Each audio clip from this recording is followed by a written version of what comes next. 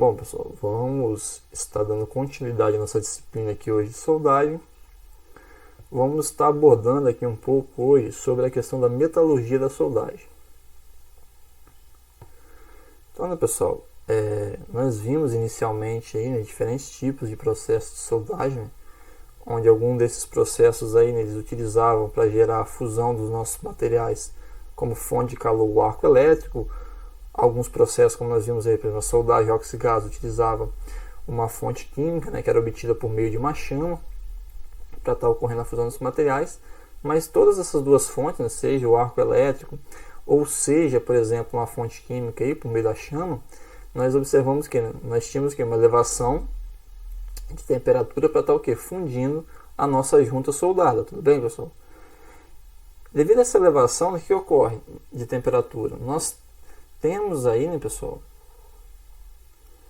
alterações que são o quê? Localizadas e bruscas na temperatura do nosso material que está sendo soldado. Se nós pegarmos aqui, né, pessoal, um exemplo, vamos soldar uma chapa de aço carbono aí de aço 1020, utilizando o processo de eletrodos revestidos. Nós temos o que? Na hora que nós abrimos o arco elétrico ali, é instantâneo, nós temos elevação de temperatura, esse material já se inicia a sua fusão, então é o que está sendo dito aqui, né? Ela acaba sendo o que? Muito pontual, muito localizada e brusca essa variação de temperatura que nós temos. Devido a esse efeito, né, pessoal, que nós temos dessas variações bruscas de temperatura, seja tanto na elevação da temperatura para estar gerando a fusão, e como após a soldagem também, né, que nós temos que uma taxa de resfriamento elevada, né, pessoal? O que ocorre, né? Essas alterações aí, elas provocam que mudanças estruturais do nosso material. E essas mudanças estruturais, né, elas vão estar refletindo o que? Também ali na mudança de propriedades mecânicas do nosso material. Essas alterações, né, elas podem o que? Degradar aqui as propriedades que nós temos do nosso material.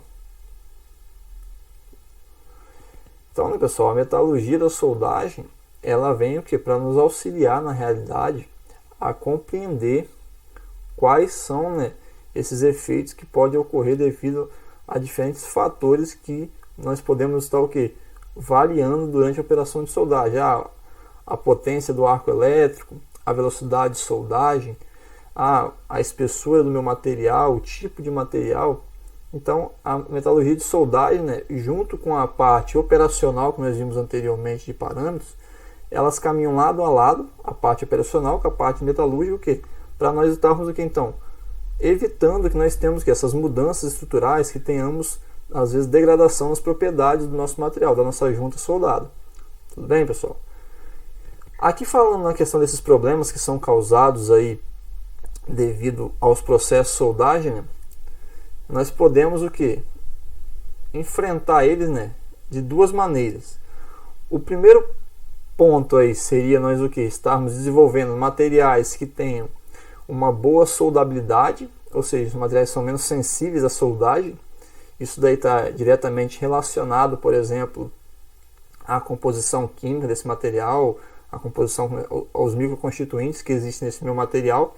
Nós vamos ver mais ao final aí dessa aula, né, que, por exemplo, pegando aqui os aços carbonos, que são os aços mais utilizados aí na construção mecânica, um dos aços, né, mais utilizados na construção mecânica, nós conseguimos determinar ali por meio da composição de carbono, ferro, dos elementos químicos que existem, manganês, níquel e outros aí. Nós temos uma equação, nós chamamos a equação do carbono equivalente, então nós conseguimos determinar, por exemplo, qual é a soldabilidade do nosso material, se ele tem uma boa soldabilidade, se ele tem uma média soldabilidade, se ele tem uma má soldabilidade. Então, pegando essa ideia, né, pessoal, a metalurgia de soldagem aqui também, ela vem para nos auxiliar o quê? A tentar desenvolver materiais que sejam o quê?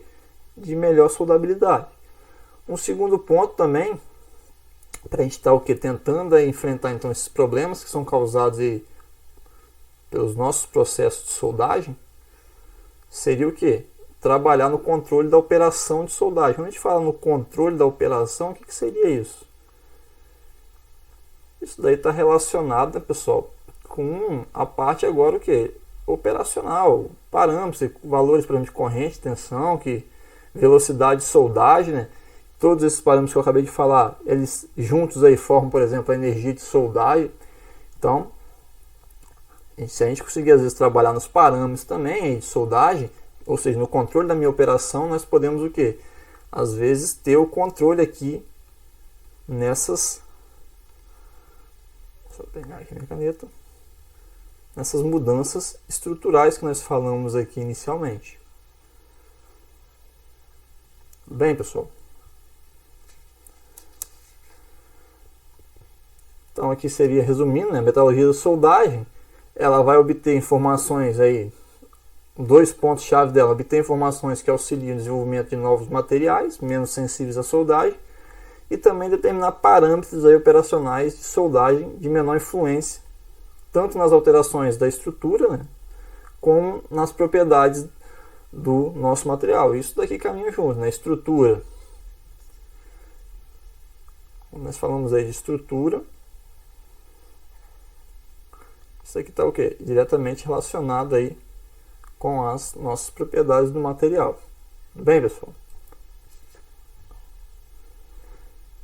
Antes de nós iniciarmos aí de fato e falarmos a parte de fluxo de calor, a parte das regiões da junta soldada, dos microconstituintes, nós vamos aqui fazer uma abordagem na parte de fundamentos da metalurgia física, né?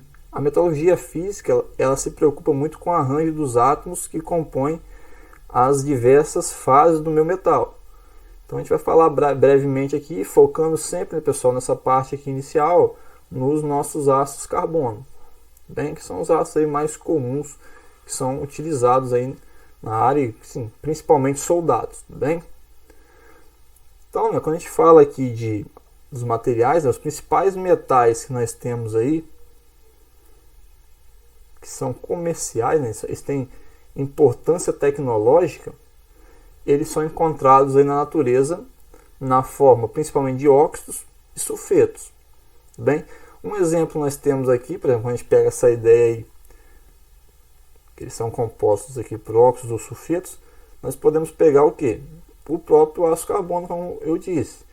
O aço aqui, né, os ácidos, de maneira geral, ele ocorre porque devido à redução do minério de ferro pelo monóxido de carbono em altas formas. Tudo bem, pessoal? Então, nós temos aí a produção, como vocês já viram provavelmente isso daí na matéria de ciência e tecnologia dos materiais.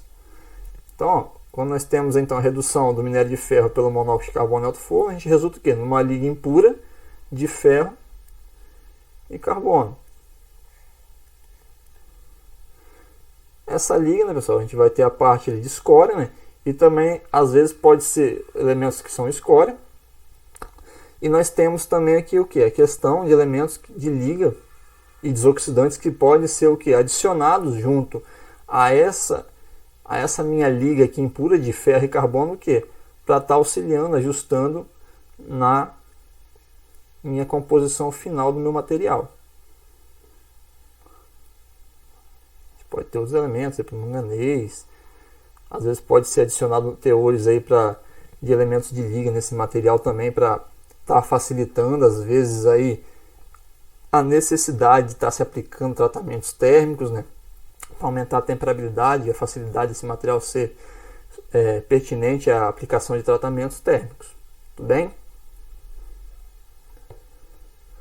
Pegando a ideia aqui, né, pessoal? Quando nós temos ali, então, lá no meu alto forno, nós temos então essa redução do minério de ferro aí pelo monóxido de carbono, e a gente obtém essa liga impura de ferro e carbono. No final, né, ela misturada, como a gente falou, pode ser misturada a elementos de liga e desoxidantes. Então esse material aí, ele é vazado e nós vamos obter o que, né? Os nossos, nós chamamos ali de lingote. Esse lingote aí, forma de placa. Então, após a solidificação obtemos esse lingote, a gente passa ali, pode passar o que? Por diferentes conjuntos de operações mecânicas, como a gente viu lá, por exemplo, nos processos aí de fabricação. Pode passar por um processo de laminação, depois desse processo de laminação ele pode passar aí por N tipo de operações para nós obtermos ali um produto final, um produto intermediário, tudo bem? Esses produtos intermediários, à medida que eles saem, então, lingote, a gente passa por alguns processos de fabricação, passa por um conjunto de operações mecânicas, né, pessoal? Eles também podem sofrer o quê? Tratamentos térmicos aplicados a esse produto intermediário, o quê? Com uma ideia mesmo de, na realidade, controlar as propriedades. Aqui nós temos na figura 1 aí, pessoal, a gente pode otimizar essas propriedades por meio aí desse meu produto intermediário, por meio de tratamentos térmicos, por exemplo.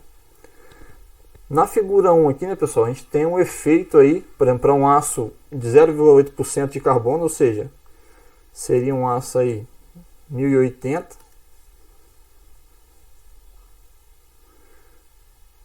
Tá aqui um aço, por exemplo, ABNT 1080. Então verifique, né, pessoal. Eu vou falando aqui, né, pessoal, assim, então é até interessante a gente fazer essa ligação, né, porque, como eu disse, os processos de soldagem são considerados, às vezes, os tratamentos termomecânicos violentos. Ou seja, se a gente for parar para analisar, os processos de soldagem são o que ocorre às vezes na junta soldada é muito similar, pode ocorrer o quê? Ao que ocorre no tratamento térmico. Então, se a gente observar aqui na figura 1, por exemplo, verifique o que ocorre aqui com o limite de escoamento do meu material à medida que a gente varia a nossa velocidade de resfriamento.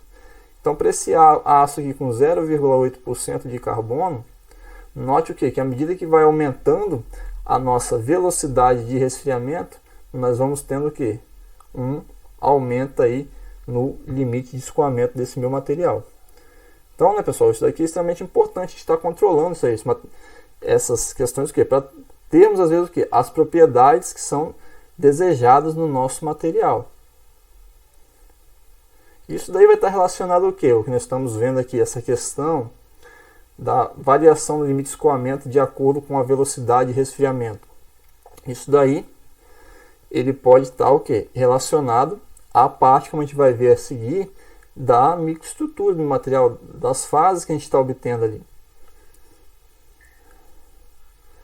Então aqui, né, pessoal, como está sendo dito ali, ó, os nossos processos de soldagem, na maioria dos processos de soldagem, eles vão causar o quê? Nas partes que estão sendo unidas, variações de temperatura e deformações que resultam o quê? Na alteração da estrutura dos nossos materiais.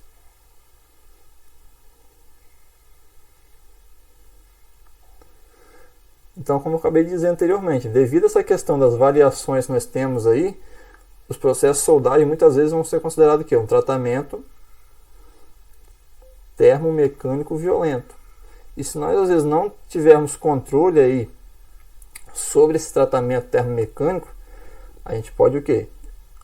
Pode comprometer a nossa junta soldada. A gente pode, por exemplo, não conseguir impor uma tenacidade, essa junta ela pode sofrer às vezes ter uma quantidade de tensões muito altas, ela pode ter problemas com trincas, por exemplo. Então, né, pessoal, isso daqui, essas variações, elas têm que ter o quê? Um total controle.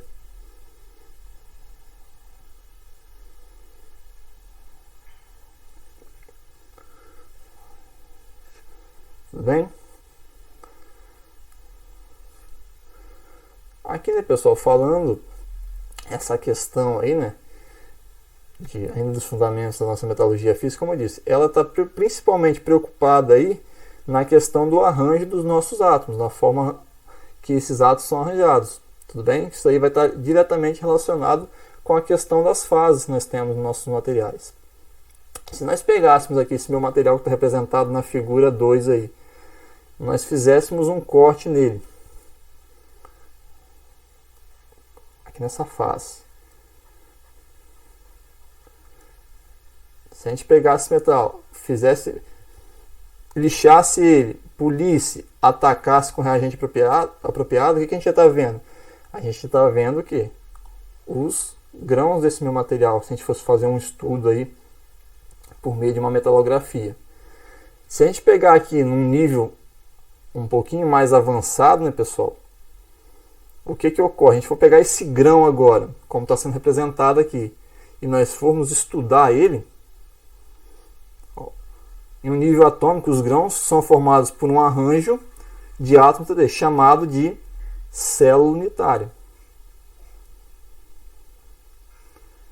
Então notem, né, pessoal, todos esses detalhes eles vão estar relacionados ao quê? A estrutura cristalina do meu material. Essa célula unitária, essa estrutura cristalina que eu vou ter no meu material, ela vai estar o quê? Ela vai estar diretamente relacionada ao quê? Com a questão das propriedades. Então, como a gente vai ver, por que que muitas vezes a gente consegue ter sucesso, por exemplo, quando eu faço uma têmpera num determinado aço? Por causa dessa questão que eu consigo o quê? Tá impondo variações na estrutura do meu material, nas fases do meu material. Tudo bem, pessoal? Ó, o tipo de estrutura cristalina confere diferentes características ao nosso metal. Então, quais são os principais tipos de estrutura cristalina nós temos? Nós temos aí a estrutura CCC, a estrutura CFC e a estrutura HC, né? CCC cúbica de corpo centrado, a CFC cúbica de face centrada e a HC, né, hexagonal compacta. Tudo bem, pessoal? Então, se a gente pegar essa ideia que a gente falou aqui, né, o tipo de estrutura cristalina confere diferentes características do nosso material. Se a gente pegar aqui a CFC, né, a cúbica de face centrada, ela tende a apresentar mais fortemente que os demais, né, ou seja, CCC e a CFC, elevada ductilidade, tenacidade e condutividade térmica. Ok, pessoal? Então, note, né, a importância aqui dessa questão, né, da estrutura cristalina que nós temos no nosso material. As estruturas cristalinas, elas vão estar aqui, diretamente relacionadas com as propriedades mecânicas, como nós vimos aqui. Porque, por exemplo, o material cerâmico, ele não consegue ter, por exemplo, grandes deformações. Se a gente fosse fazer um ensaio de flexão, por exemplo, no material cerâmico, por que ele se fragiliza rapidamente? Devido à estrutura cristalina dele. Normalmente os materiais são hexagonais compactos. Tudo bem? Continuando aqui, pessoal. Ó, alguns metais eles mudam de estrutura cristalina em função de temperatura e pressão, né? O exemplo, por exemplo, do ferro aqui, né? Um exemplo é o ferro, sendo de enorme importância tecnológica para possibilitar o quê? A resposta nos tratamentos térmicos, que foi o que eu tinha dito anteriormente, né? O ferro ali, né, pessoal, ele varia, né? Por exemplo, só passando aqui, não está na figura aqui. O ferro, por exemplo, a temperatura ambiente, ele é CCC. Quando ele chega a 912 graus Celsius, ele passa para CFC. Depois, quando ele chega a 1394 graus, novamente ele vira o quê? Ele vira CCC. Então, devido a essas questões aí, ele tem uma importância tecnológica, porque vai possibilitar respostas aqui, por exemplo, em aplicação de tratamentos térmicos. Aqui, né, pessoal, falando nessa questão aí de níveis estruturais, então a gente tem o que? Por exemplo, nós podemos ter aí a macroestrutura, acima de 100 microns, maior que 100 microns. Exemplo de técnica de estudo que a gente pode ter aqui, quando a gente fala de macroestrutura, as macrografias e radiografias. O que a gente consegue ver, por exemplo, por meio desse nível estrutural? Nós conseguimos ver segregação, trincas, camadas cementadas. Pegando aqui já o gancho também, né? Por exemplo, quando a gente for fazer um ensaio em laboratório numa junta soldada, quando a gente faz um corte, faz, por exemplo, um lixamento aí até uma granulometria 320, faz um ataque com reagente apropriado, nós também realizamos o que? Uma macrografia na nossa junta soldada, onde a gente consegue o que? Ver os detalhes comuns que nós vamos estar vendo aqui. O que? São as 3 regiões distintas na junta soldada, como a gente vai estar estudando um pouquinho mais à frente, que seria o metal de base, a zona termicamente afetada e a nossa zona fundida. A gente consegue distinguir esses detalhes aí por meio desse nível estrutural, ou seja, por meio dessa nossa macrografia. Tudo bem, pessoal? Depois nós temos aí a avaliação agora macroestrutura e microestrutura. Então a microestrutura a gente pode ter por meio de microscopia óptica, né?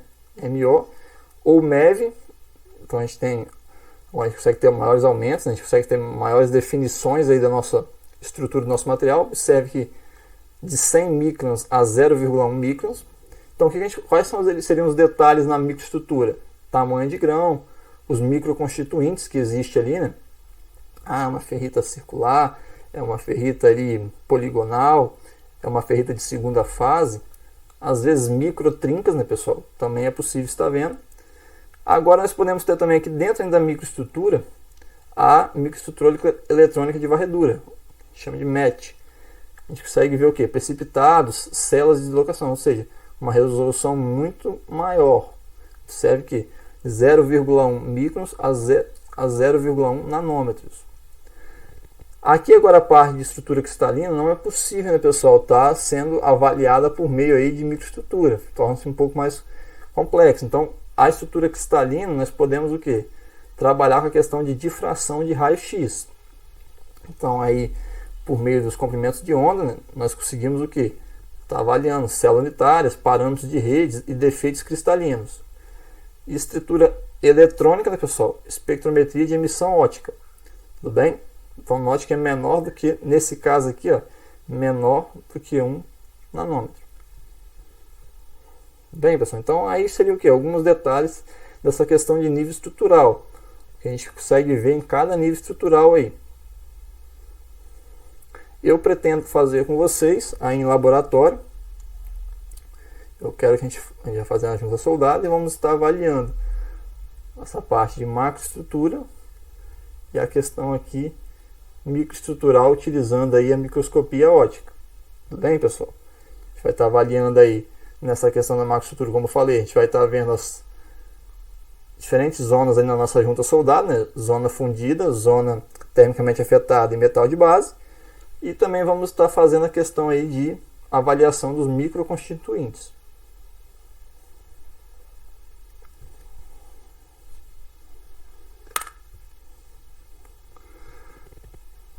Microestrutura dos aços, né, pessoal? Os aços, como nós falamos em aço aí, são que ligas contendo menos do que 2% em peso de carbono e ainda outros diversos tipos de elementos que nós podemos ter.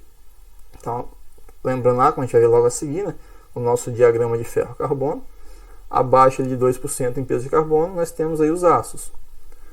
Quando o único elemento de liga, né, pessoal, que nós temos aí é o carbono,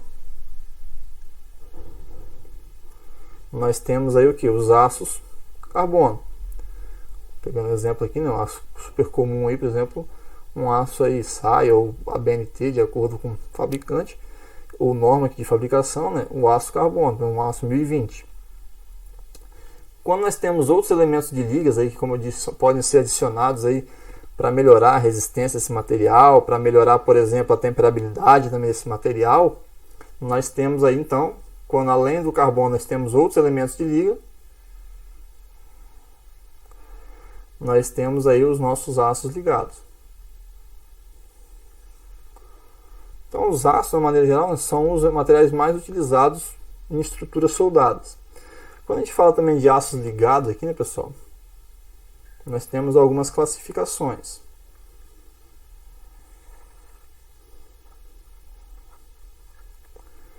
Então olha só, classificação dos aços ligados. Baixa liga, quando nós temos teores inferior a 5% de elementos de liga. Média liga, teores de 5 a 10% nessa composição então, né, de elementos de liga. E alta liga é quando nós temos o quê? Mais de 10% de elementos de liga no nosso material.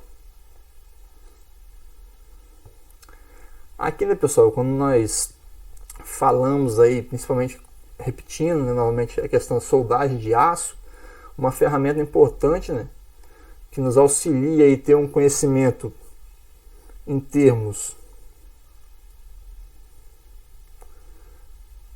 da microestrutura e como ela pode ser alterada,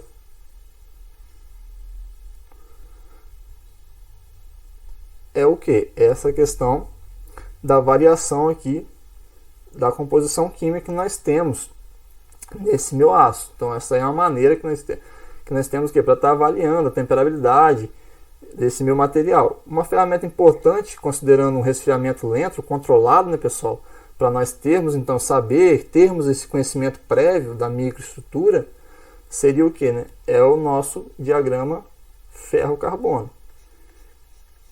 Então, o diagrama ferro-carbono, ele é muito utilizado aqui, como eu disse, para a questão quando nós temos resfriamentos lentos que são controlados. Mais à frente um pouco nós vamos tratar aí o que, às vezes, dos diagramas aí, as curvas TTT, ou também os diagramas de resfriamento contínuo.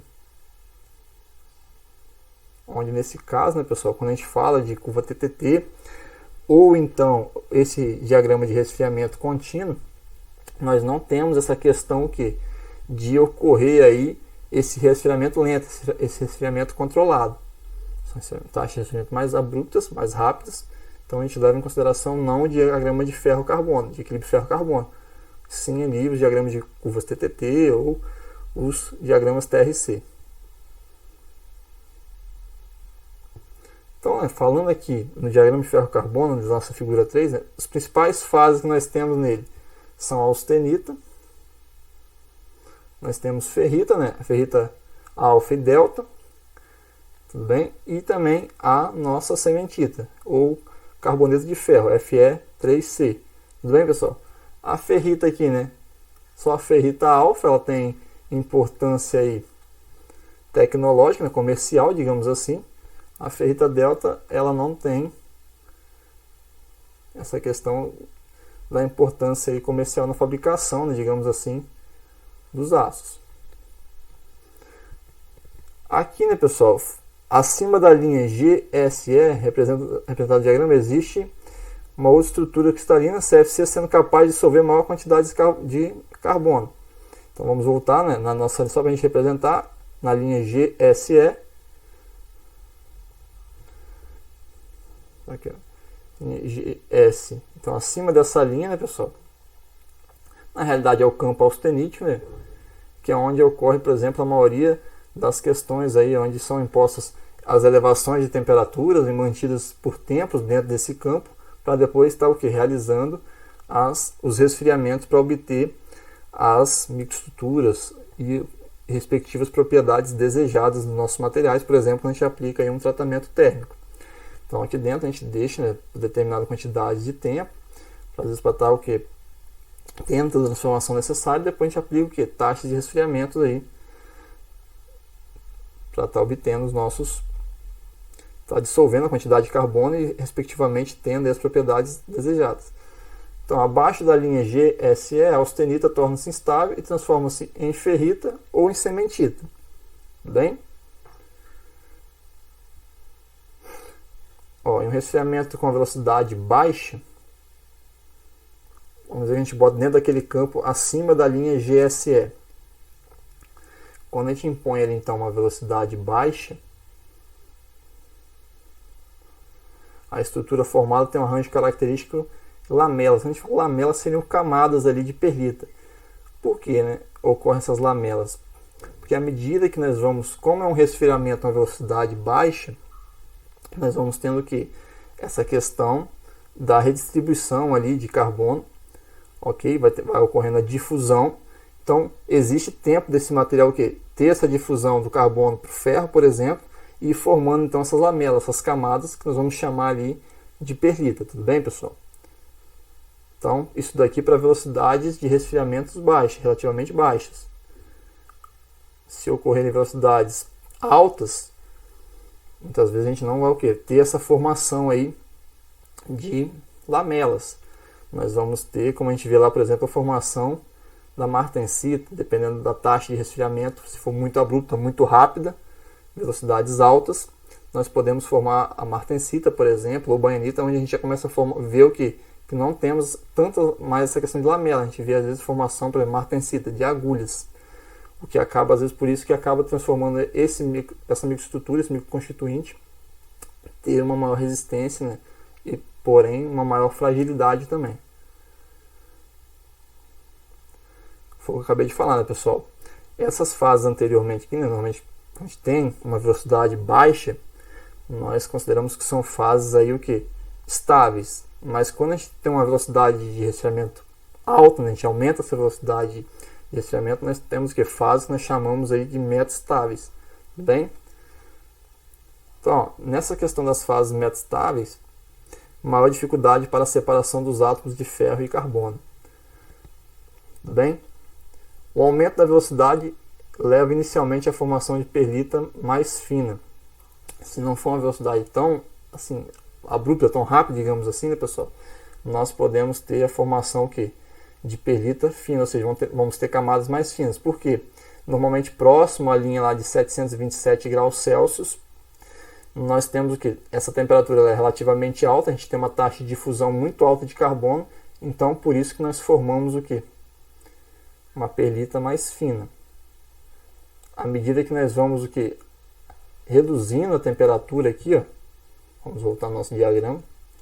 Então, próximo a 727 graus Celsius, quando nós vamos reduzindo aqui, né, próximo, quando nós passamos aqui numa taxa de resfriamento, próximo a essa temperatura mínima de 727 graus Celsius, eu tenho uma difusão muito alta, então o carbono consegue difundir em distâncias relativamente maiores. Mas à medida que nós vamos então reduzindo, quando chega, por exemplo, próximo aqui a 540 graus Celsius, o que ocorre? Né? Nós tivemos uma redução de temperatura, vamos botar aqui em torno então de 540 graus Celsius. Então nesse caso a gente aumenta a questão de, nós diminuímos a temperatura, então nós temos uma taxa de difusão menor. Então por isso que quando chega aqui nós temos a formação de uma perlita mais fina, mas à medida que nós vamos reduzindo aqui a temperatura, ou seja, diminuímos a questão da difusão de carbono, então a gente começa a formar o que? Nós não conseguimos distâncias, digamos, maiores para o carbono conseguir estar se difundindo com ferro. Então nesse caso aqui, nós formamos o que? Uma perlita mais grosseira.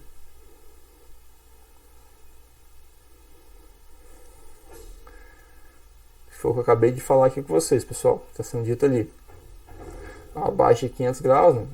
A estrutura lamelar não é mais formada, podendo aparecer um novo.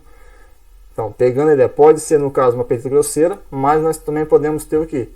Um constituinte aqui chamado aí de baionita, que ele vai ser formado por grãos alongados de perlita mais alguns carbonetos. A baionita, né, pessoal, como ele tem esses grãos mais alongados de perlita, né, ele é um material que ele tem uma maior tenacidade, digamos assim, mas também com a participação dos carbonetos, ela acaba sendo um material com maior resistência, um material que vai ter uma maior dureza. Então, em termos, se a gente for comparar ela ali já com a perlita, às vezes ela vai ser um material um pouco mais frágil. Então, a baionita confere aos aços elevada resistência mecânica, podendo manter a tenacidade. Então, isso daqui também vai estar relacionado aí com essa questão aí de formação de carbonetos, por exemplo, né, para poder estar mantendo essa tenacidade.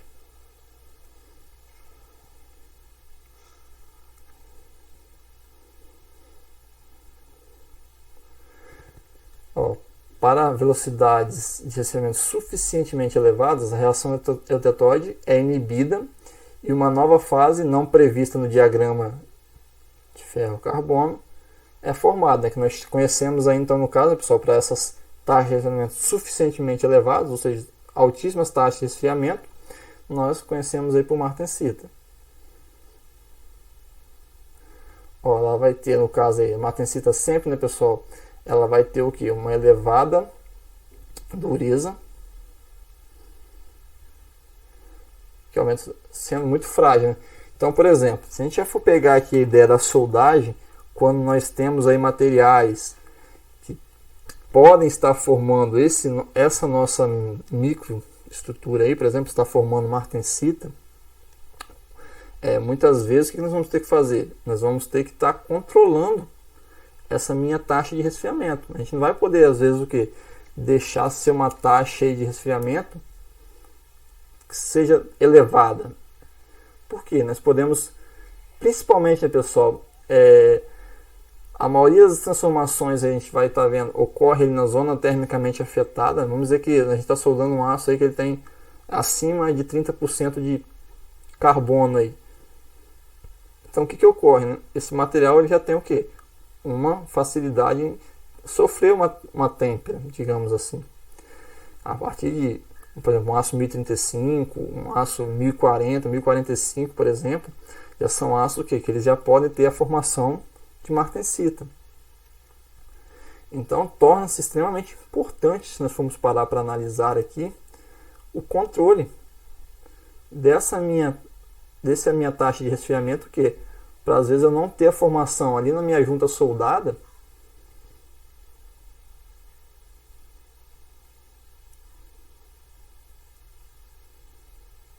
temos a nossa junta soldada.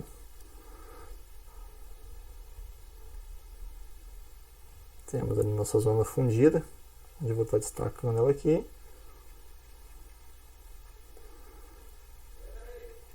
Tem a minha zona fundida aqui, né, pessoal? Vamos apresentar ela aqui, ó. Essa zona fundida. E aqui nós vamos ter o nosso metal de base, né, devido à questão, como a gente viu lá do ciclo térmico que essa junta ela é exposta, ou seja, elevação de temperaturas aqui localizadas, nós temos a formação da nossa ZTA, ou, vou apagar aqui, pessoal, ZAC, né? Isso aí vai variar muito de literatura. Tem alguns autores que escrevem aí ZTA, né, que é a zona termicamente afetada. Outros autores escrevem ZAC. Nós temos ZTA, que é a zona termicamente afetada. Alguns autores também, tá, pessoal? Pode escrever isso daqui, vocês podem ver na literatura aí, como zona afetada pelo calor. Então isso aí vai muito de literatura para literatura. Então, voltando aqui, né? Se nós tivermos um ácido que ele tem por exemplo, uma questão de formar a martensita, se nós deixarmos aí, nós fazendo a soldagem, se ocorrer uma taxa de resfriamento maior, mais elevada, ou seja, suficientemente elevada, o que pode ocorrer aqui nessa minha ZTA? Eu posso ter a formação desse meu microconstituinte. E às vezes não é desejado, porque como a gente está vendo aqui, eu posso deixar essa zona nossa aí da ZTA frágil, devido à formação desse microconstituinte. Se a gente for ver aí, né, muitas vezes a solda, quando ela é feita em alguns materiais, quando ela quebra ali, se a gente for parar para avaliar a junta soldada, for interpretar essa falha que teve aí, dificilmente a falha ela ocorre aqui na zona fundida. Na maioria das vezes, essa falha ela ocorre aonde?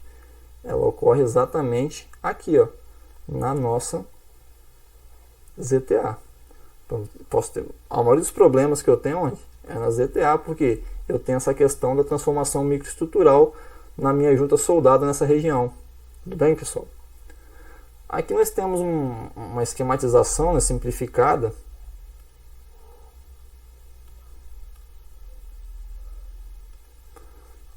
Simplificada aqui da evolução da microestrutura, né, em função de um ácido, em função da velocidade de resfriamento. Observe. Então, à medida que nós temos o que? Para maiores velocidades de resfriamento, ó, esferoidita, eu posso ter, à medida que eu vou aumentando, ferrita mais perlita grossa, que foi o que eu expliquei para vocês. Eu posso ter ferrita mais perlita fina, assim como eu posso ter também o que? Como eu disse, a formação de martensita. Note como é representado aqui, né, pessoal? Ela é toda formada em questão de agulhas a nossa martensita. Então, por isso que ela acaba tendo o quê? Uma maior resistência mecânica, mas todavia isso daí caracteriza o nosso material sendo o quê? Tendo uma maior fragilidade também. Então, por isso que torna-se importante o quê? Esse controle aí da velocidade de resfriamento. Tudo bem?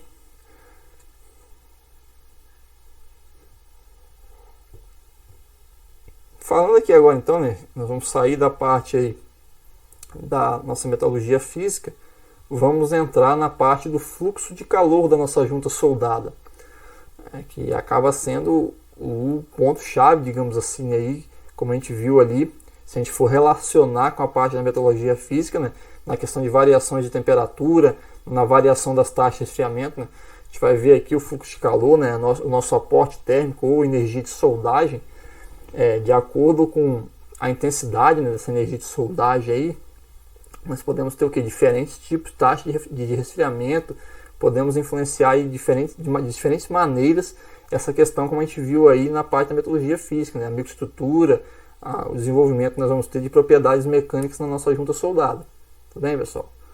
Então, na maioria dos processos de soldagem, a junta precisa ser aquecida até uma temperatura adequada. Como a gente viu ali, essa temperatura adequada, obviamente ali, né, a gente pode pensar inicial aqui na questão da temperatura ideal para ter a fusão, né, pessoal? Aqui também, a transferência de calor da fonte à junta causa alterações de temperatura na solda e nas regiões adjacentes ao metal de base. Tudo bem? Por sua vez, essas variações de temperatura causam, além de fusão e solidificação no cordão, né, elas vão causar o que, né, pessoal? Essa questão da transferência de calor para a junta aí, variações dimensionais e alterações microestruturais. Quando nós falamos aí de variações dimensionais, isso daí está relacionado, por exemplo, ao desenvolvimento aí, por exemplo, de distorções na junta devido ao surgimento de tensões residuais nessa minha junta, né, pessoal? Por exemplo, a gente faz uma soldagem numa junta. Então, quando nós formamos a poça de fusão, vou representar aqui a nossa junta.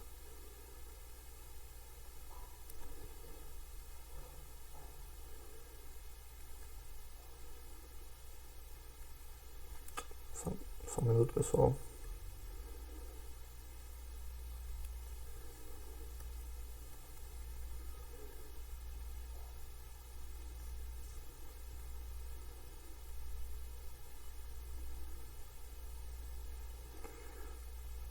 Fazendo a soldagem da nossa junta, né, pessoal? Então, o que ocorre? Quando nós temos a formação da poça de fusão aqui,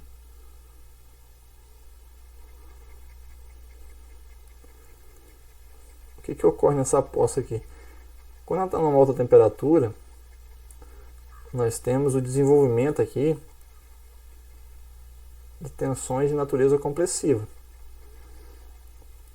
Mas à medida que eu começo a ter a solidificação e posteriormente resfriamento, o que ocorre, né? Essas minhas tensões compressivas, elas vão se tornar tensões agora o que? Trativas. Então muitas vezes, né, o que vai ocorrer com a junta soldada? O pessoal está chamando às vezes de embicamento aí, né? Só representar melhor aqui, né? Ela vai, na realidade, devido a essa questão das tensões residuais que pode ter, né, compressão e depois se transformar, por exemplo, em tensões trativas, eu tenho que, né, imagine, à medida que eu tenho então essa poça de fusão líquida em altas temperaturas, ela está o que? Comprimindo o meu metal de base.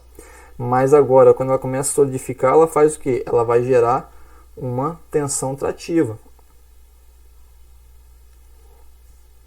Então, ela vai estar proporcionando, na realidade, aqui na minha junta, o que nós chamamos uma distorção, né? Devido a essas tensões.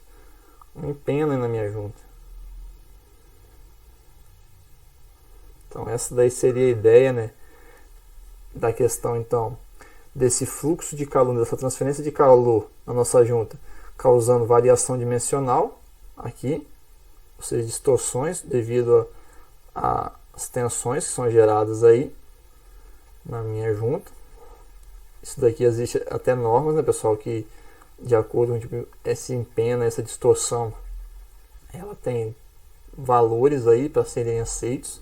Por exemplo, aqui pegando só a ideia, uma norma simples, quando a gente vai qualificar às vezes um soldador aí, quando a gente manda ele preparar uma junta de soldada, então esse nível de distorção ele tem um valor ali, um percentual que você pode ter. E também aqui depois pensando agora então na variação dimensional, distorções que eu dei o exemplo aqui, alterações microestruturais, né? Então de acordo com essa temperatura que, por exemplo, é provocada aí pela transferência de calor do meu material, né, por esse fluxo de calor, nós podemos ter diferentes taxas de resfriamento, ter diferentes tipos de microconstituintes, diferentes tipos, por exemplo, o tamanho. Eu imponho às vezes um fluxo de calor, como a gente vai ver aí, um aporte térmico alto, então acabo tendo uma taxa de resfriamento mais lenta.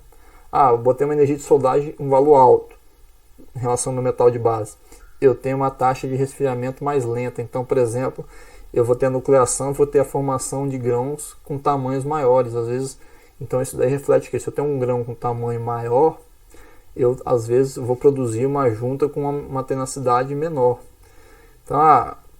Então existe, digamos assim, um ponto que seria ótimo ali para a gente estar aplicando esse fluxo de calor na nossa junta soldada. Tudo bem? Então, depois em laboratório a gente pode até fazer isso daí, né, pessoal? pegar, vamos aplicar diferentes fluxos de calor numa junta soldada e fazer uma análise metalúrgica aí, né, tamanho de grão, essa questão, às vezes fazer alguns ensaios, um ensaio de impacto, para a gente estar avaliando também a questão das propriedades, tudo bem? Então olha só o que é dito aqui agora. Só trocar aqui, pegar o marca-texto. Alguns efeitos indesejáveis provocados pelo fluxo de calor na soldagem são tensões residuais e distorção, foi o que eu falei para vocês, deterioração das propriedades mecânicas, né? Foi o que eu disse aqui em relação à questão, às vezes, do valor. Eu uso um valor de energia de soldagem muito alto. Isso daí pode refletir em perca aqui de propriedades, como ductilidade, tenacidade, resistência mecânica. Formação de trincas, né, pessoal? Essa formação de trinca, ela pode estar, ela está relacionada diretamente aqui, né, com essa questão, por exemplo, de tensões residuais que estão sendo desenvolvidas, até mesmo com a questão das propriedades mecânicas, às vezes ali a resistência, né, fragilização dessa junta também está relacionado. Deterioração de propriedades físicas, químicas, por exemplo, esse material, de acordo com o valor de energia, aí, com o valor do aporte térmico, né, o fluxo de calor que está sendo utilizado nessa junta, posso ter, por exemplo, uma volatilização, uma perca aí de elementos químicos, né, da minha junta. Então, perca também, refletindo isso daí, perca de propriedades físicas ou químicas, como eu dei o exemplo da volatilização, e também refletindo aí, por exemplo, propriedades mecânicas. Tudo bem, pessoal?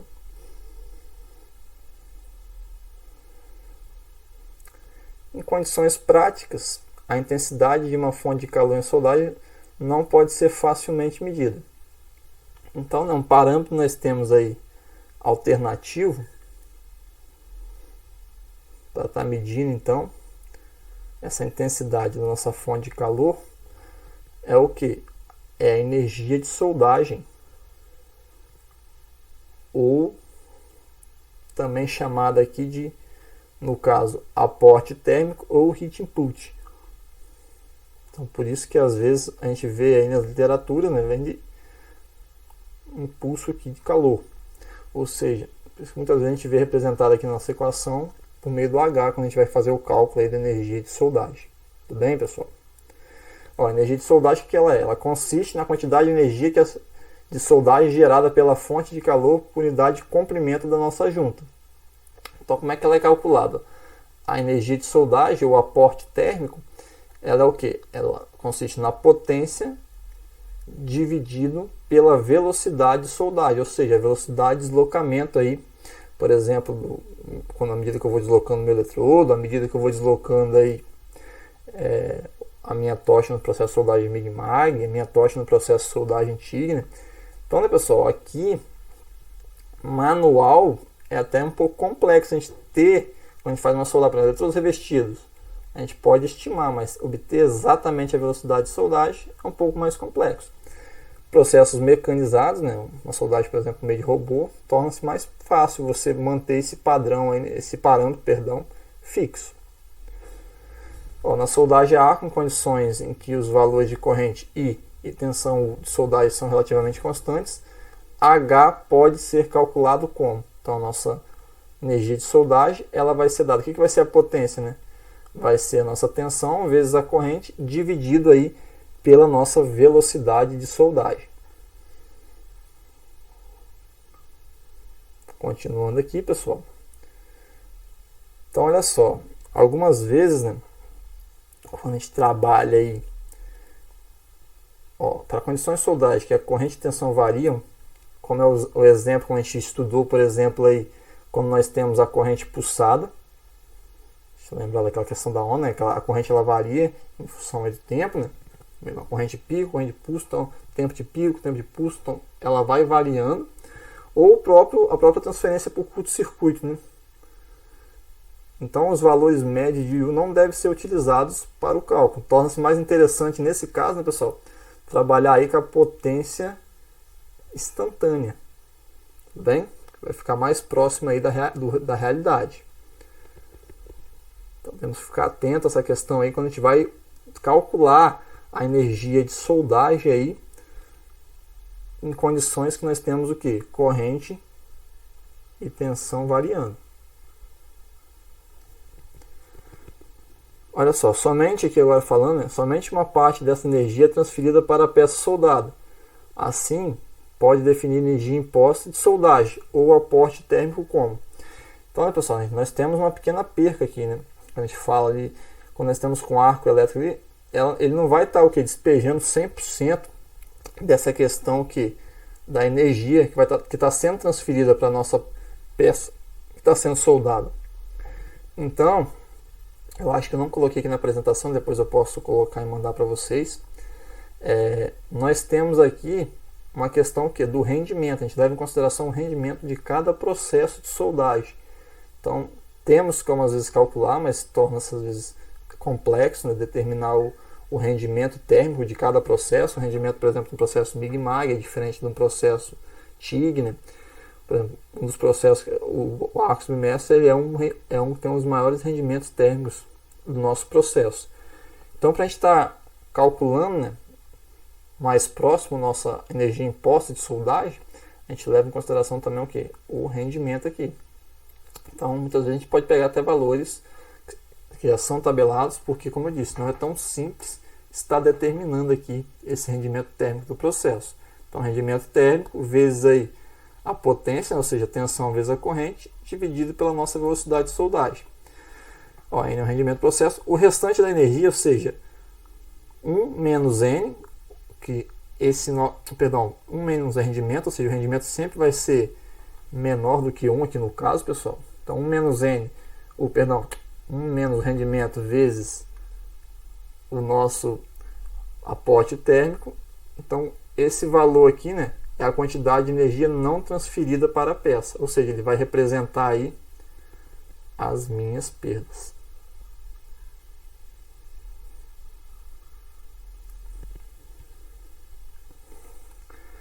Um ponto importante também, né, pessoal, às vezes a gente tem em mente, né, no fluxo de calor, pensando na energia de soldagem, a gente fala porque a energia de soldagem ela acaba sendo um parâmetro aí de medida simples e ela é utilizada por normas e trabalhos técnicos. Tudo bem? Só que a gente tem que ficar atento o seguinte: eu posso ter aí duas situações que eu tenha o mesmo valor, né, de energia de soldagem, só que o que ocorre? Às vezes os parâmetros da soldagem, né, corrente, tensão, eles não são os mesmos. Isso daí vai afetar diretamente na intensidade do meu arco e também na minha característica do meu cordão de solda. Observe aqui na nossa figura 5 agora. Nós temos aí duas energias de soldagem, duas juntas aqui, né, dois cordões representados aqui na figura 5A e 5B, que eles têm aí a mesma intensidade do aporte térmico, ou seja, a nossa energia de soldagem, 1,8 kJ por milímetro. Mas notem como é que ocorreu. Eu tenho aqui 1,8 para esse primeiro cordão e eu tenho 1,8 nesse segundo cordão também. Mas observe como é que a característica geométrica desse cordão ficou totalmente diferente com duas energias de soldagem que são as mesmas. Por que variou isso? É o que está sendo dito ali, né? Então, nem sempre vai existir uma relação direta entre a energia de soldagem e os seus efeitos na peça. Verifique, eu tenho mesmas energias aqui, na minha figura 5A e 5B, só que note que os parâmetros são totalmente diferentes. Eu tenho aqui para a peça a geometria do meu cordão da figura 5A, olha os parâmetros: 800 amperes de corrente, 26 volts e 12 milímetros por segundo a minha velocidade de soldagem. Enquanto que na minha figura aqui 5B eu tenho 125 amperes, 26 volts e 1,7 milímetros por segundo. Então, esses parâmetros me dão aproximadamente a mesma energia de soldagem, mas note que os efeitos lá na peça são totalmente diferentes. Ok, pessoal? O fluxo de calor, né, fazendo um balanço térmico, né? Então, a entrada de calor na peça, né, fonte de calor utilizada e as nossas, só destacarmos aqui para a gente poder acompanhar. Então, balanço térmico aqui do fluxo de calor, entrada de calor, fonte de calor utilizada e reações metalúrgicas. Saída de calor. Como é que a saída ocorre? Condução através da peça, condução através do eletrodo e percas de radiação, por radiação e convecção. Ali na região do nosso arco elétrico e da nossa junta ali, né? Naquela região nós temos também percas aí por radiação e convecção. Bem, pessoal. O ciclo térmico da soldagem, né, pessoal, ele é extremamente importante. Nós vamos ver aqui, né, que por meio dele nós conseguimos determinar alguns parâmetros importantes aí, né, interpretar, conhecer, por exemplo, qual é a minha temperatura de pico, qual é a temperatura crítica, qual é o meu tempo de resfriamento. Então, note, né, que por meio desse meu ciclo térmico de soldagem, que está sendo representado aqui nessa minha figura 6, eu vou estar explicando um pouquinho mais à frente como é que a gente pode estar coletando, né, e produzindo um gráfico dessa maneira. Ele nos auxilia a conhecer, né, pessoal, às vezes quais as transformações nós vamos ter no nosso material, se às vezes a temperatura ali ela não é apropriada, de acordo, por exemplo, com um parâmetro de soldagem ou uma determinada energia de soldagem está sendo aplicada. Então, olha só, o ciclo térmico de soldagem. Cada ponto localizado próximo da junta experimenta uma diferente variação de temperatura devido à passagem da fonte de calor, como é apresentado a seguir. Então, aqui, né, pessoal, isso daqui, né, essa repartição aí, essa representação que nós temos do ciclo térmico aí, ela pega, né, para ser plotado esse gráfico em diferentes pontos, às vezes, né. Então, a gente pode nós temos o comportamento ao longo de todo o desenvolvimento, por exemplo, de um único passo, como está sendo dito ali. Então, conhecer ali, não só na nossa região, por exemplo, da zona fundida, nós podemos conhecer ali no metal de base, também na minha zona termicamente afetada, ou seja, a minha ZTA, como é que está o comportamento aqui da temperatura, qual foi a temperatura máxima, qual foi o tempo que permaneceu, qual foi a taxa de resfriamento que esse material sofreu. Então, tudo isso que vai rogar, como a gente viu lá na parte da nossa metalurgia física, às vezes nas transformações de microconstituintes que são desejáveis ou não na nossa junta, de propriedades que a gente pode estimar propriedades mecânicas que vão ser desejáveis ou não na junta. Tudo bem? Então, os principais parâmetros que descrevem o ciclo térmico, né? Nós temos, só vou voltar aqui. Então, olha só, nós temos aí a temperatura de pico, nós temos aí a minha temperatura de resfriamento, correto? E nós temos a temperatura aqui, nesse ponto, ela está ali, né, pessoal? Nossa temperatura, de permanência. Aqui nós temos, no caso aqui, nós vamos ter aí a minha taxa de resfriamento, né, que ela é dada aqui por meio da derivada da inclinação na minha curva da minha curva de resfriamento. Então, nós temos aqui, está sendo representado aí por φ, a velocidade de resfriamento. Tudo bem? Então, olha só, a temperatura de pico, ela é importante porque ela vai representar para nós a temperatura máxima atingida para um dado ponto. Então, a gente pode pegar, por exemplo, a gente pode colocar nessa minha junta, como eu vou mostrar na foto a seguir, diferentes, por exemplo, termopares ali para estar coletando. Posso botar alguns termopares na ZTA, posso botar alguns termopares na relação onde vai ser a zona fundida. E pegar aqui naquele ponto daquele termopar, qual foi a temperatura máxima que foi atingida naquele determinado ponto que eu escolhi. Indica a possibilidade de ocorrer transformações microestruturais. Por exemplo, vamos pegar aqui um aço carbono. De acordo com a temperatura daquele ponto, eu posso saber, voltando lá na ideia do meu gráfico lá, do meu diagrama de ferro-carbono, eu posso saber né? Se eu entrei, por exemplo, dentro do campo austenítico, qual foi a temperatura, então eu consigo saber, né, se vai ocorrer ou não transformação microestrutural. Não, nesse ponto aqui na ZTA chegou aproximadamente, por exemplo, 650 graus. Então eu sei que naquela região ali não ocorreu transformação de fase, porque eu não entro dentro daquele campo lá que a gente viu, naquela GSE, ou seja, eu não entro dentro do campo austenítico. Tudo bem? Então, essa temperatura de pico é importante nesse ponto. depende das condições de soldagem, geometria da junta e propriedades térmicas da junta, temperatura de pico. Tempo de permanência acima de uma temperatura crítica. Tempo em que o ponto fica submetido a temperaturas superiores à temperatura mínima para ocorrer modificação do meu material. Então vamos voltar aqui, ó. Essa daqui seria o nosso TC, que seria aí o meu tempo de permanência. E a velocidade de resfriamento, né, como eu disse, é um parâmetro importante, porque de acordo, né, com essa velocidade de resfriamento, a gente consegue ter uma ideia o quê? De determinar a microestrutura dos materiais dos aços comuns. Se vai sofrer a transformação de fase durante esse resfriamento ou não. Eu consigo às vezes determinar ali, eu vou ter o quê? Uma perlita fina, eu vou ter ali uma perlita grosseira, eu vou ter uma formação de às vezes uma baianita. Então, por meio desses parâmetros que nós temos no ciclo térmico da nossa soldagem, nós conseguimos ter o quê? Nós conseguimos ter previsões na realidade de qual vai ser o comportamento daquele material que está sujeito àquele aporte térmico, aquele fluxo de calor na minha junta. Aqui nós temos um exemplo, pessoal, só para ilustrar ali como é que pode ser aí obtido, né, para nós estarmos plotando aqueles gráficos do ciclo térmico ali. Note que eu tenho ali, ó, dentro da região de um tubo, diferentes termopares soldados ali, né? Isso aí é soldado por meio de uma descarga capacitiva, né? Eles fundem a ponta ali desse meu termopar.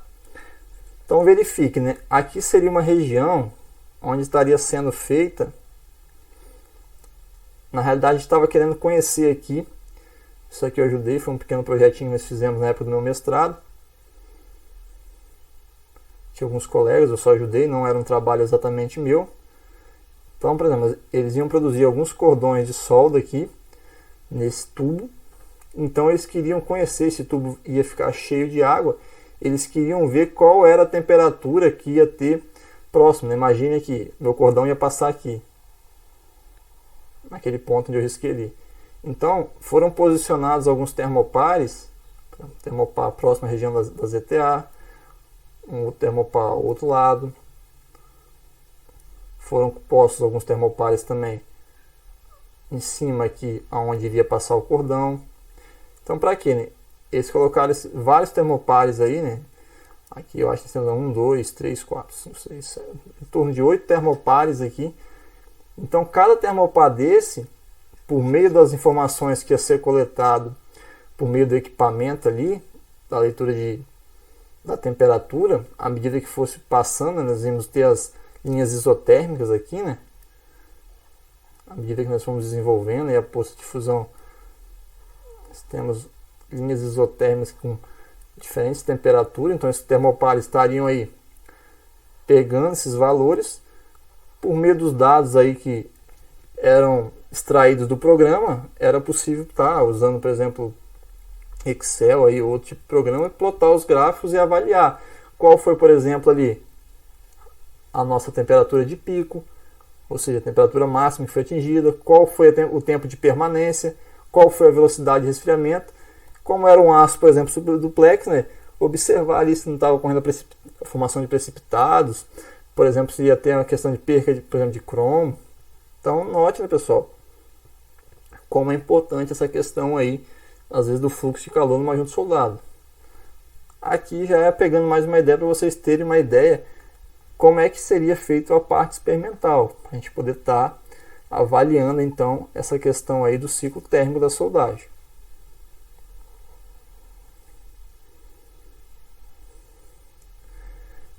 Influência dos parâmetros operacionais aqui no fluxo térmico. Diversas variáveis de uma operação de soldagem podem afetar o fluxo de calor na peça, logo afetando os ciclos térmicos associados.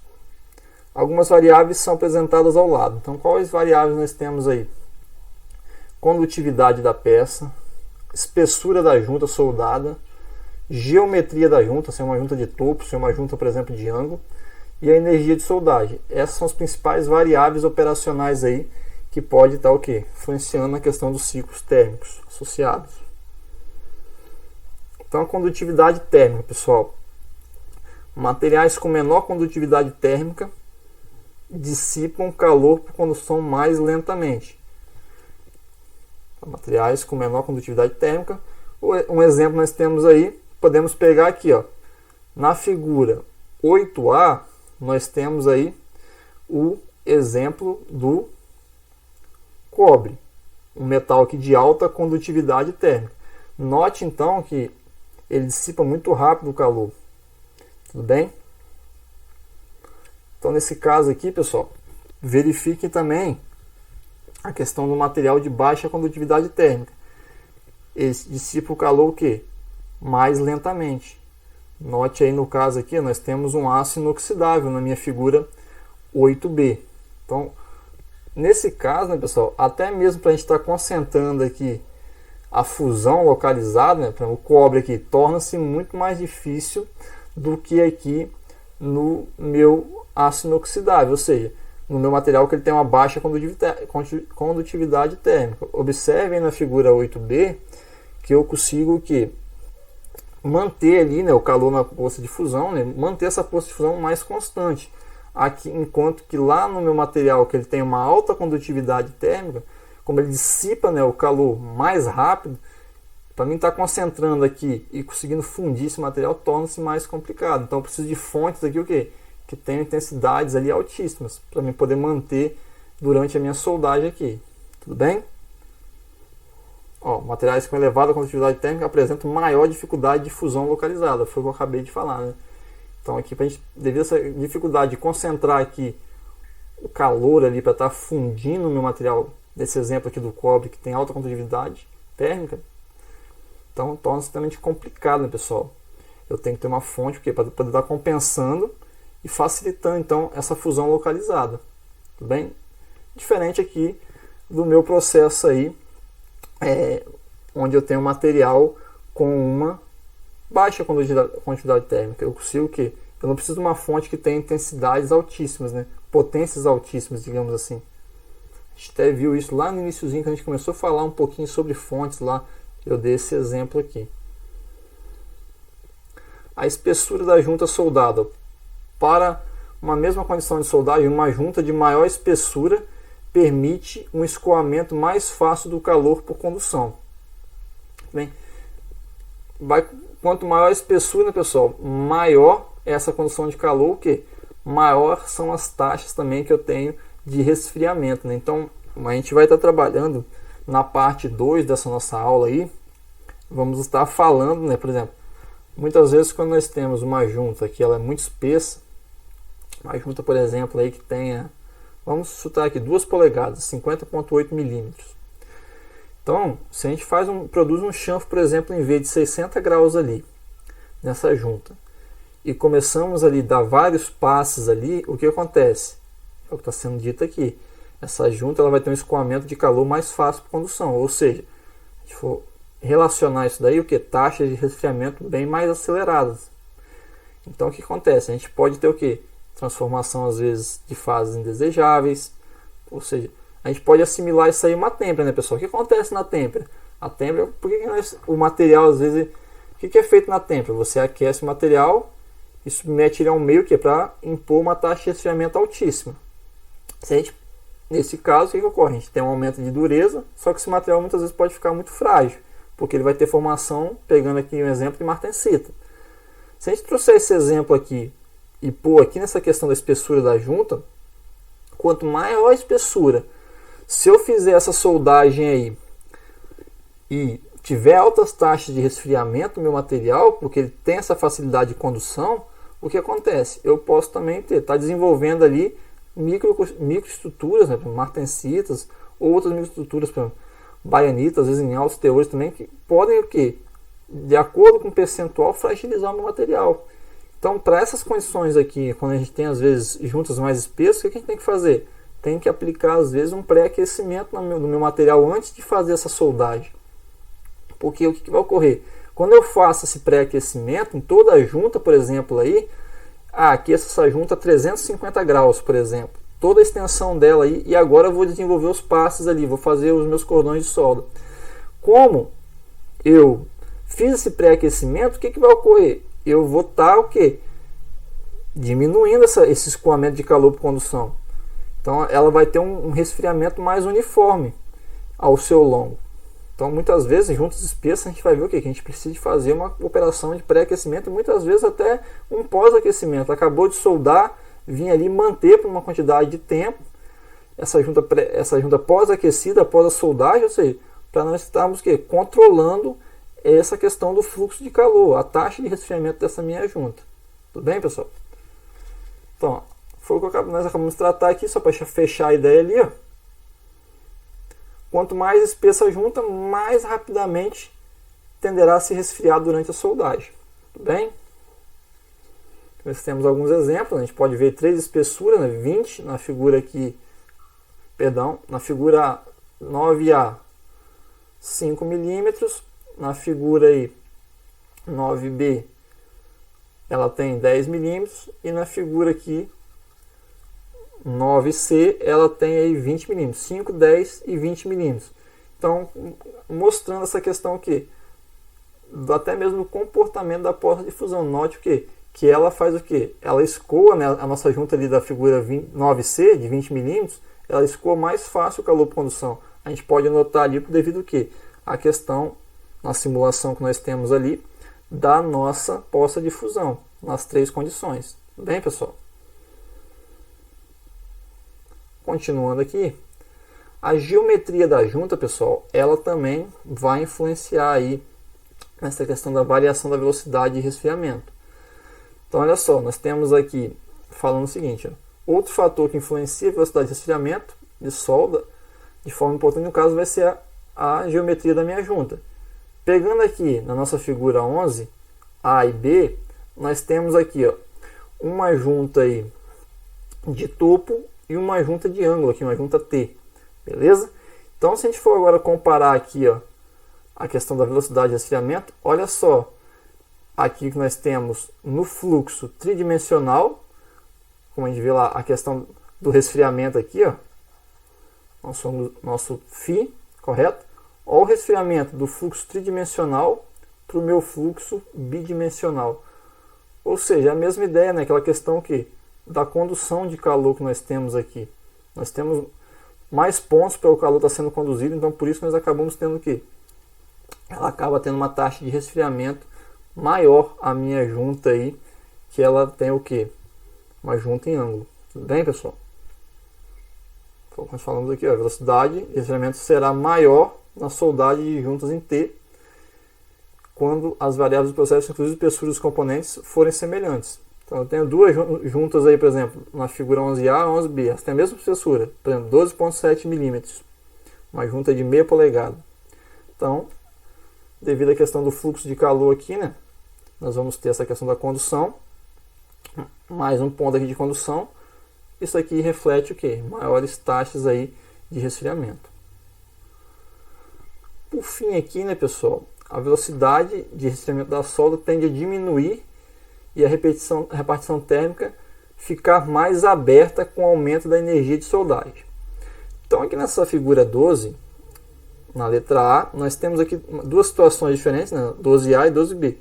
Na nossa figura 12A, nós temos a questão da velocidade, variação da velocidade de resfriamento, mas olha só, aqui, note, no caso, foi trabalhado com a mesma energia de soldagem, 0,6 kJ por milímetro, só que o que ocorreu? Eles aplicaram aqui diferentes taxas, diferentes pré-aquecimentos, 25, 20 e 100 graus Celsius. Observe aí que nós tivemos um comportamento similar. Agora aqui, pessoal, nós temos a variação da energia de soldagem. O que ocorreu? Nós temos aí essa linha azul do gráfico aqui, 1,2 kJ por milímetro. Essa linha vermelha aqui, 0,6 kJ por milímetro.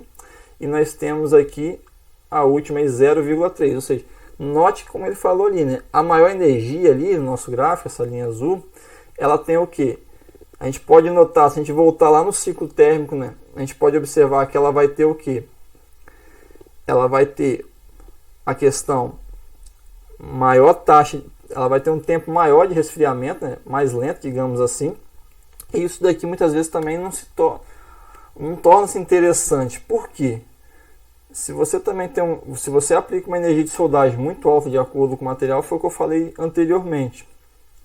Eu posso ali o que? Como ela fez o que? Ela ficou mais aberta aqui a repartição térmica, ó, ela diminuiu, a velocidade de resfriamento da solda diminuiu a repartição térmica e ficou mais aberto. Ou seja, está falando essa questão aqui, ó.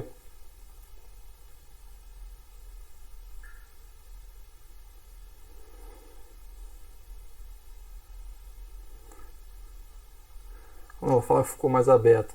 Então o que acontece, né? Se nós pegássemos dois pontos aqui, né?